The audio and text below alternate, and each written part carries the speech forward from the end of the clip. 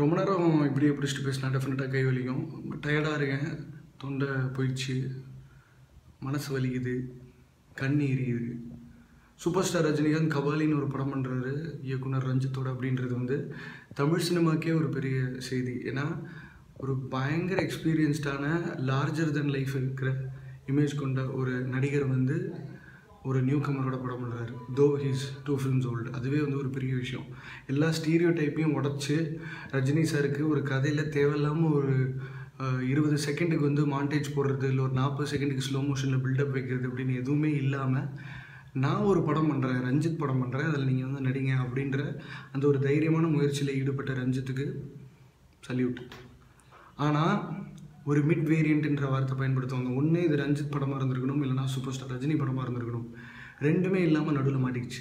ஏன்னா ரசிகர்கள் வந்து டெஃபினட்டாக ரஞ்சித் படம் அப்படின்னா சரி மெட்ராஸ் மாதிரி வந்து கருத்துக்கள் பயங்கரமாக இருக்கும், இல்லை என்டர்டெயின்மெண்ட்க்கு நடுவில் வந்து தன்னோட சில விஷயங்களெல்லாம் வந்து ஒரு தாக்கத்தை க்ரியேட் பண்ணுற லெவலுக்கு சொல்லியிருப்பார், நிறைய ஹை பாயிண்ட்ஸ் இருக்கும் ஸ்டோரியில் அப்படின்லாம் நினச்சி பார்த்துருந்துருப்பாங்க.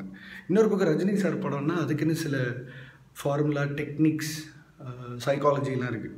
ஸோ அது ரெண்டுமே இல்லாமல் நடுவில் மாட்டினதுனால தான் கபாலி வந்து சூப்பரான படமாக, என்டர்டெய்னிங்கான படமாக, நல்ல படமாக, கெட்ட படமாக அப்படின்லாம் நம்ம ஒரு டிஸ்கஷனுக்கு வரோம். இப்போ இன்னும் சிம்பிளாக சொல்லணும் அப்படின்னா சூப்பர் ஸ்டார் ரஜினிகாந்தை நம்ம விட்டே கொடுக்க முடியாது. விடிய காலத்தால் பார்க்காத பசங்கள்லாம் வந்து தூங்காமல் கண்முழிச்சு ஃபுல் நைட்டும் இந்த படத்துக்காக ரெடியாகி இந்த மாதிரி ஒரு டிஷர்ட்டை ஃபுல்லி ஃபில்மிலேருந்து வாங்கி போய் படத்தை தேட்டரில் பார்க்குறாங்க அப்படின்னா அதுதான் சூப்பர் ஸ்டார் ரஜினிகாந்த் மேலே இருக்கிற love.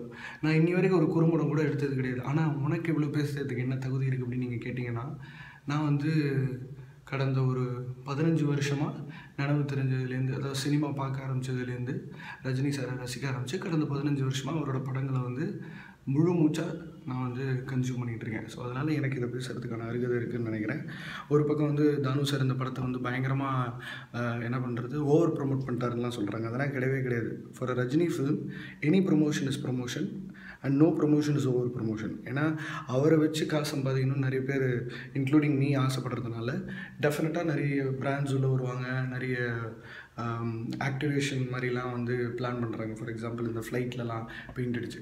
So coming back to the movie, the only saving கிரேஸ்ன்னு பார்த்தீங்கன்னா அஃப்கோர்ஸ் சூப்பர் ஸ்டாரோட அந்த சில கிமிக்ஸ், அந்த தாடியோடு வரும்போது அப்படியே சிங்கம் கோட் போட்டு வர மாதிரி இருக்குது. அனுவர்தன் இனிமேல்ட்டு forever you should do costumes for super star Rajinikanth. டெஃபினட்டாக வந்து லேடிஸ்க்கு இந்த படம் ரொம்ப பிடிக்கும். அதுக்கான காரணம் என்னென்னா 2 காரணம். ஒன்று, கிஷோர் அவர் போட்டிருக்கிற நகை வேறு லெவலில் இருக்குது. படம் ஃபுல்லாக நகையாக தான் வராரு. இன்னொன்று வந்து ராதிகா ஆப்தேவோட ஆக்டிங், பர்டிகுலர்லி ராதிகா ஆப்தேவோட ஆக்டிங். அது மட்டும் இல்லாமல் சாய் தன்சிகாவோட அந்த ரோல், எப்படிப்பட்ட ரோல் அப்படின்றது. அது ரித்விகா அப்படி plight of women and also the current status of an ageing gangster who is haunted by is very bad flashback அப்படின்னு சொல்லலாம். ஸோ ஒரு 15 to 20 நிமிஷம் தான் இது வந்து ரஜினி சாரோட படம் அப்படின்னு எல்லோரும் ஓப்பனாக ஒத்துப்பீங்க. அதுக்கப்புறம் வந்து I never get into go into the story.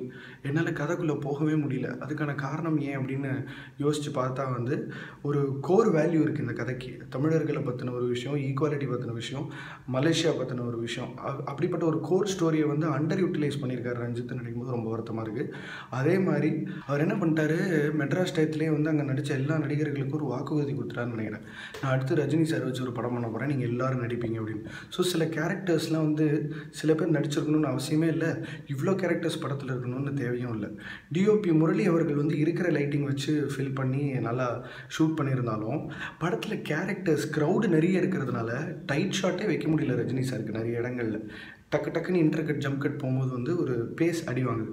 So நிறைய பேர் வந்து பிரவீன் சார் குத்தமுறை சொல்லுவீங்க, பட் அவர் வந்து சீன்ஸை வந்து ஸ்டிச் பண்ணுறது தான் அவரோட வேலையை தவிர மற்றபடி வந்து பெருசாக அவரை வந்து நம்ம பாராட்டவும் முடியல, ஐயோ இப்படி பேடாக எடிட் பண்ணிட்டீங்களேன்னு சொல்லவும் முடியல. நிறைய இடங்களில் வந்து டைலாக்ஸ் ஸ்கோர் பண்ணாலும் படத்தோட சட்டிலிட்டி ரொம்ப சட்டிலாக சில விஷயங்கள் வந்து ஒரு காஸ்ட்லி எக்ஸ்பெரிமெண்ட் ஆயிடுது. அதே மாதிரி படத்தில் இன்னொரு பெரிய டிஸ்அட்வான்டேஜ் என்ன அப்படின்னு பார்த்தீங்கன்னா இந்த face of the film. So இப்போ ரஜினி சாரோட படம் அப்படின்னா it has to be either highly entertaining or if it's Ranjith film அவருக்கான அந்த மேக்கிங் சப்ஸ்டான்ஷியேட்டட் பை ஒரு ஸ்க்ரீன் ப்ளே. ஸோ இந்த படத்தில் வந்து ஸ்க்ரீன் ப்ளேவும் வந்து ஃபார் எக்ஸாம்பிள் கொஞ்சம் லூசிடாக தான் இருக்குது. ப்ளஸ் நிறைய கேரக்டர்ஸ் இருக்கிறதுனால இட் ஆட்ஸ் கன்ஃபியூஷன். அதெல்லாம் தாண்டி ரஜினி சார் படம் அப்படின்னு நம்ம பார்க்குறோன்னா அதுக்கு வந்து வில்லன் ஆன்டகனிஸ்ட் ரொம்ப ரொம்ப ரொம்ப ரொம்ப இம்பார்ட்டண்ட். ஸோ ஒரு வீக் வில்லன்னே நம்ம தாராளமாக சொல்லலாம். ஒரு ஸ்ட்ராங் கண்டென்டரே இல்லை ரஜினி சாருக்கு. ஏன்னா ரஜினி சாரோட ஃபார்முலா, படங்களில் இருக்க ஃபார்முலா, அவர் சூப்பராக இருப்பார், அப்புறம் கஷ்டப்படுவார், அப்புறம் திரும்ப சூப்பராக மாறுவார். ஸோ அவரை கஷ்டப்பட வைக்கிற அளவுக்கு தகுதி ஒரு வில்லனுக்கு இருக்கணும். அது இந்த படத்தில் இல்லை. அதே மாதிரி Ranjith is used cinematic liberty to create scenarios இந்த ஃபிலிம் அப்படின்னு நினைக்கும் போது அதுவும் ஒரு பெரிய வருத்தமாக இருக்குது. படத்தோட பெரிய ஹை பாயிண்ட் இன்டர்வல் அதுவும் வந்து பெருசாக ஒரு இம்பேக்டை கிரியேட் பண்ணல.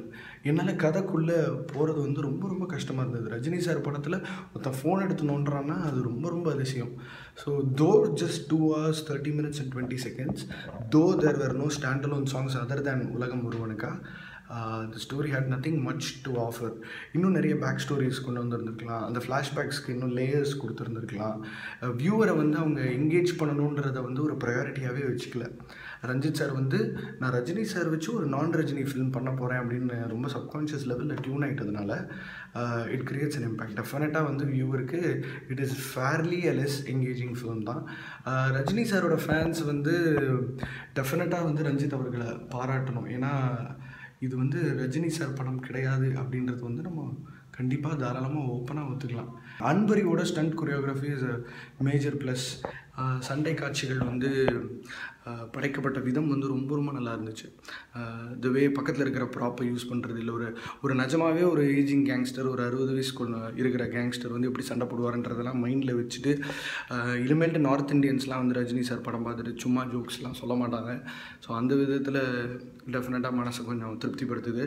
மோர் than super star Rajinikanth, Rithvika, Radhika Apte, Sai Dhansika, இவங்கெல்லாம் வந்து they had so much value to the film. அதுதான் வந்து சம்திங் அமேசிங். அதே மாதிரி த ஒன்லி காமெடி பார்ட்டு வந்து படத்துலன்னு பார்த்தீங்கன்னா அது வந்து அட்டகத்தி தினேஷோட ரோல் தான். அது நீங்கள் படம் பார்த்தாலே உங்களுக்கு புரியும். மற்றபடி வந்து ஆண்டனி ரூபனோட சவுண்ட் டிசைன் வந்து கிரியேட்ஸ் மலேசியா. இவங்க வந்து ரொம்ப சீரியஸாக பேசிகிட்டு இருக்கும்போது பின்னாடி பைக் சத்தம், ரேஸில் போகிற மாதிரி, அதுக்கப்புறம் அந்த போலீஸ் சைரன் சத்தம், இதெல்லாம் ரொம்ப டீட்டெயிலிங் நிறைய டெஃபினட்டாக பண்ணியிருந்திருக்காங்க.